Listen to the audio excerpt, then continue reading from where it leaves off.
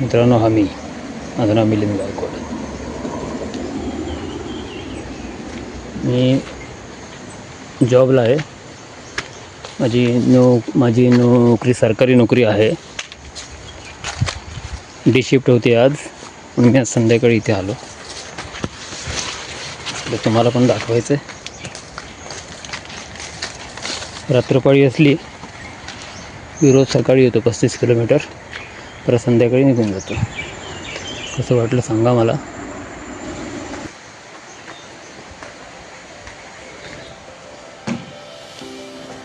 नवीन form house बांधलेलं आहे. सध्या कामं चालू आहेत. अजून कामं काय पूर्ण झालेली नाही आहेत. इथली जमीन वगैरे करायची आहे. त्या अगोदर सगळं सामान इथे आणून ठेवलं, शिफ्ट केलं.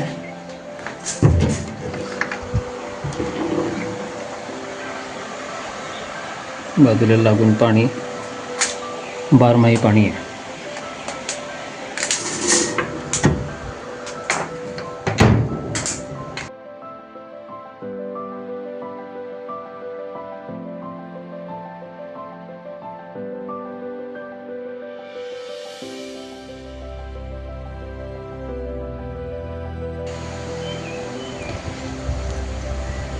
या ठिकाणी दालचिनीची लागवड केली.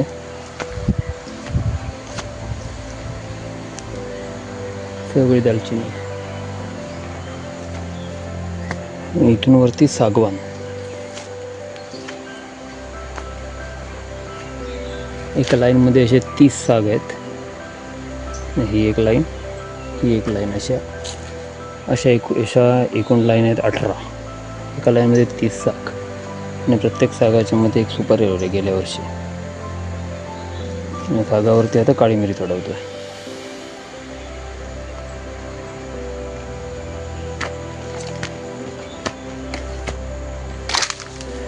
मध्यम मोकळ्या जागेत या ठिकाणी हळद लावले. जांभळी हळद म्हणतो ना आपण, जांभळी हळद म्हणतात तिला, काय काय जण काळी हळद म्हणतात. ती इथे लावले मोकळ्या जागेत. पण ते हळदीचं पीक सावलीमध्ये होतं ना. काळी मिरी याच्यावरती चांगली चढले.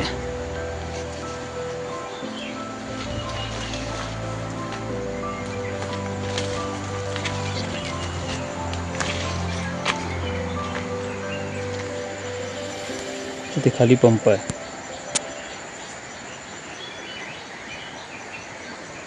दालचिनी म्हणजे हा सेंटर भाग आहे. ह्या बाजूला 15 साग, या बाजूला 15, आणि प्रत्येकाच्या मध्ये सुपारी, आणि प्रत्येकावर मिरी लावलेली आहे. काही ठिकाणी तडले, काही ठिकाणी तडले नाही आहे.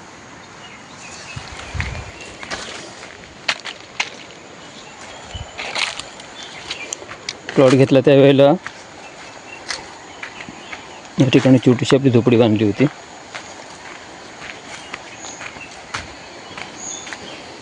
किचन वगैरे आमचं इथे होतं. इथली चूल वगैरे. हे फक्त एकावर एक चिरे फक्त ठेवलेले आहेत, आणि मध्ये फक्त माती. पण 2 वर्षे गेली, काही भंग नाही याच्यात, एकदम व्यवस्थित.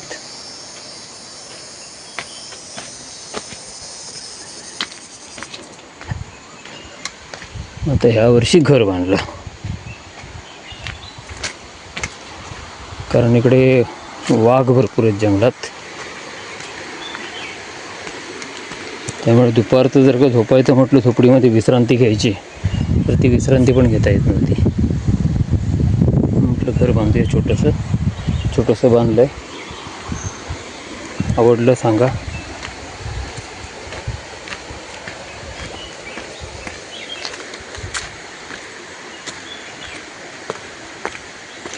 या ठिकाणी सुरण पण लावलेत. जिथे जिथे मोकळी जागा मिळाली त्या ठिकाणी लावलं. सुरणाचं बी दापोलीतून आणलं, वाकवली इथे जाऊन.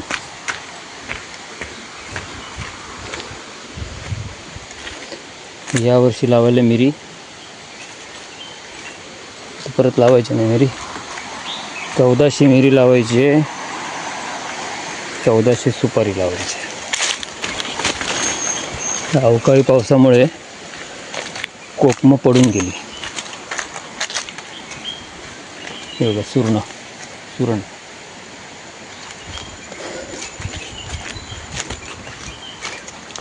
तर मी तुम्हाला पंप दाखवतो. 2018ला मी हा प्लॉट घेतला.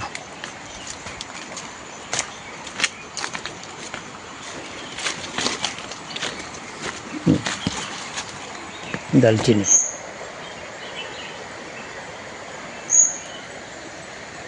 आपण तिथे मगाशी वरती होतो.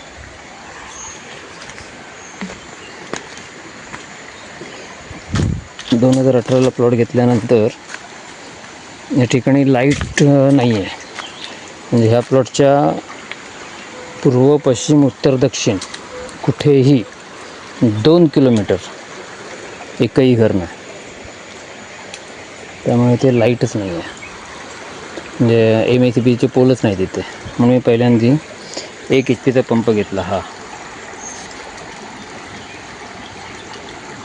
1 HP पंप घेतला आणि रीतसर सिंचन विभागाकडून पाणी उचलण्याची परमिशन घेतली. आणि ह्या ठिकाणी खड्डा होता, त्या खड्ड्यात तो पंप टाकला.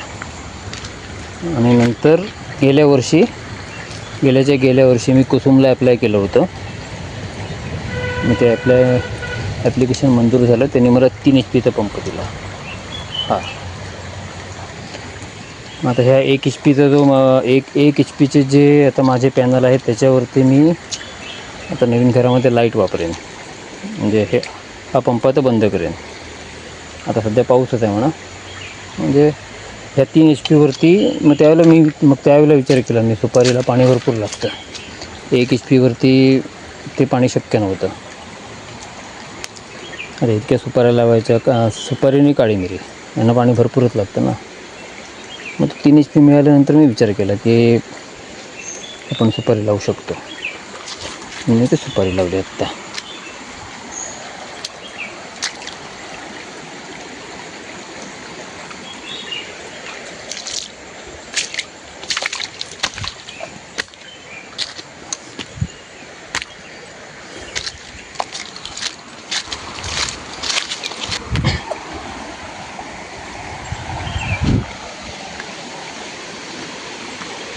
ही संध्याकाळची विश्रांतीची जागा.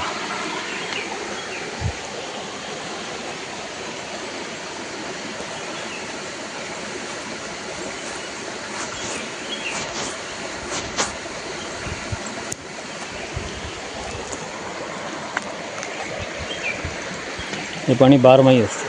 थोडा म्हणजे मे एंडिंगला थोडं कमी होतं, नाही असं नव्हे, पण पाणी बारमाही असतं. म्हणजे मे एंडिंग असलं तरी माझं 3 HP पंप चालतो, काही प्रॉब्लेम नाही. म्हणजे सकाळी सूर्य वरती आकाशात आला की पंप फिरायला चालू होतं. म्हणजे वरती पाणी फेकायला सुरुवात होते. तर संध्याकाळी सूर्य मावळेपर्यंत. नाही, सकाळी सूर्य येतो त्यावेळेला पंपाचा स्पीड कमी असतो. मग त्यावेळेला काय होतं, हा जो खालच्या पट्ट्यामध्ये त्या म्हणजे पाणी एकदम वरती जात नाही. वरती जी टाकी आहे तिकडे पाणी जात नाही.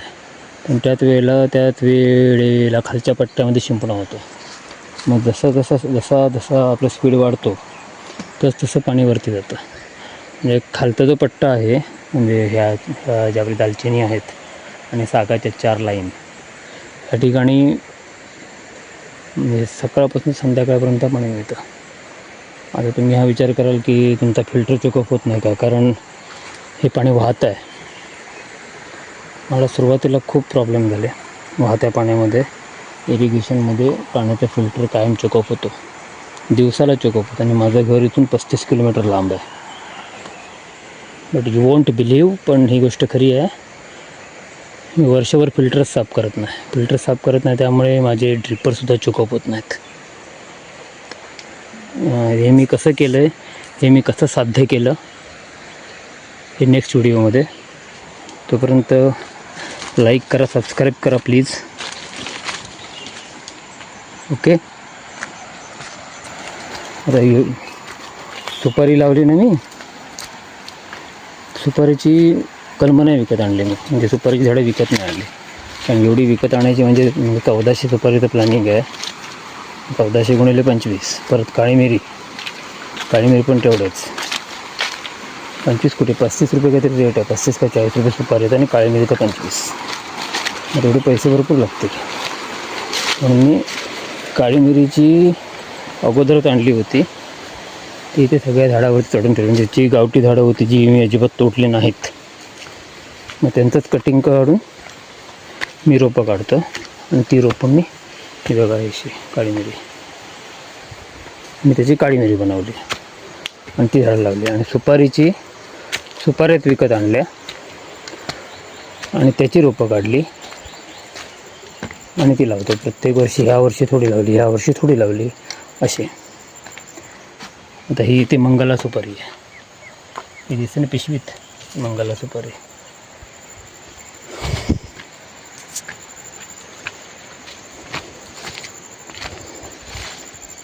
ही इथे मंगला आहे. मंगला आणि कुठली ती विठ्ठला, मंगला आणि विठ्ठला. ही नुसती मंगला आहे.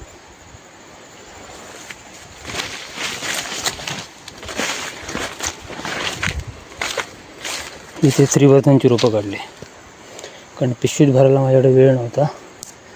तशीच मी या ठिकाणी जमिनीत टाकली, ती रुजून आली. ती आता ह्या वर्षी काढायची परत. आता ज्यावेळेला पुढच्या 10 दिवसामध्ये सगळी लागवड माझी पूर्ण होईल.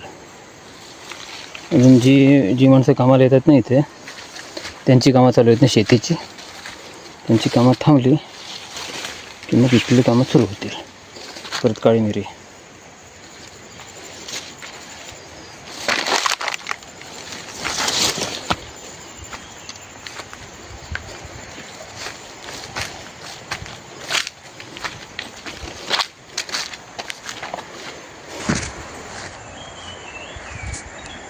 आवडलं ते कळवा.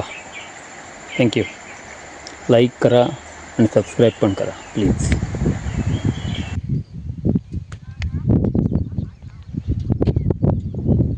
घरी निघालो ते वाटेत येताना हायवेला ॲक्सिडेंट झाला आहे, त्यामुळे ट्रॅफिक ब्लॉक आहे. त्यामुळे आतल्या बाजून आलो. ते इतक्या जवळ असून आयुष्यात पहिल्यांदा इथलं कातळशिल्प बघायला आलो.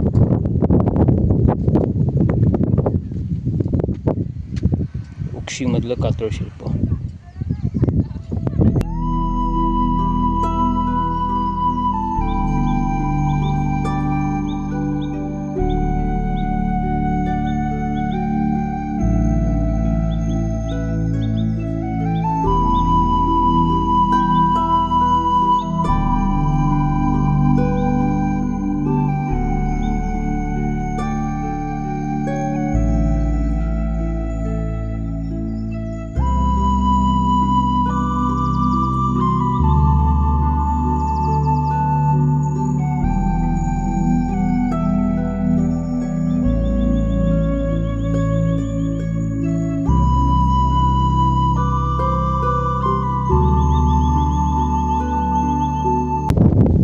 बाव नदीच्या घाटात मोठा ॲक्सिडेंट झाला आहे,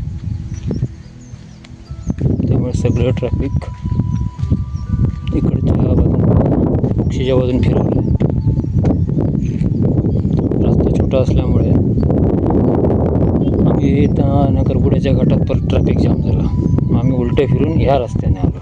ह्या रस्त्याने येताना मोठ्यात कातळशिल्प लागला. आणि ह्या रस्त्याने कधीही येणं होत नाही, आज येणं झालं.